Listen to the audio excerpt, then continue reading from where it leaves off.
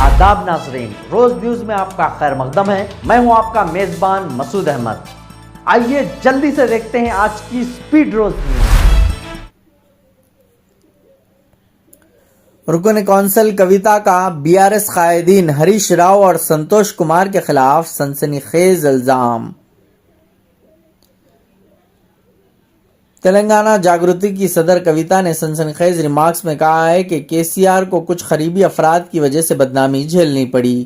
انہوں نے سوال کیا کہ کیا 5 سال تک آبپاشی کے وزیر رہنے والے ہریش راؤ کا اس میں کیا کردار نہیں ہے؟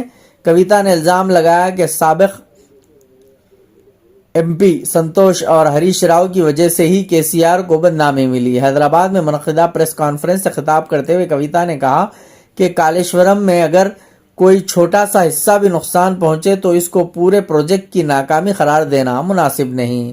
انہوں نے طنز کرتے ہوئے کہا کہ KCR عوام کے لیے کام کرتے رہے مگر وہ لوگ اپنی جائیدادوں کی ترقی کے لیے کام کرتے رہے۔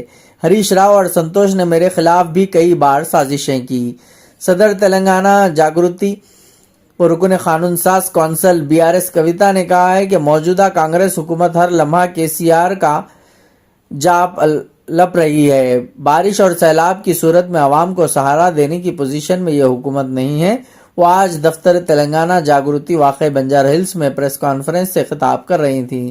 کویتا نے کہا ہے کہ ہم جب MP کے طور پر خدمات انجام دے رہے تھے تو KCR ہمیں 6 ماہ پہلے ہی یوریا کے سلسلے میں الرٹ کرتے تھے۔ کالیشورم جسے کبھی ختم نہ ہونے والے اثاثے میں مڈی گڑا ایک چھوٹا سا حصہ ہے۔ KCR نے تلنگانہ کے لیے پانی لانے کے مقصد سے 6-7 ماہ تک مسلسل ریسرچ کی۔ KCR کو نہ کھانے کی پرواہ ہوتی تھی نہ ہی پیسے کی۔ کویتا نے کہا ہے کہ آج KCR پر بے بنیاد الزامات لگائے جا رہے ہیں جبکہ کالیشورم پروجیکٹ کو عوام 200 سال تک یاد رکھیں گی۔ KCR پر بدعنوانی کا داغ کیسے آیا، اس پر BRS قائدین کو غور کرنا چاہیے۔ KCR کے قریب رہنے والوں کی وجہ سے ہی بدعنوانی کا داغ لگا ہے۔ KCR پر بدعنوانی کا الزام لگانے میں ہریش راؤ اور سابق رکن راجیہ سبھا سنتوش کمار کا کردار ہے۔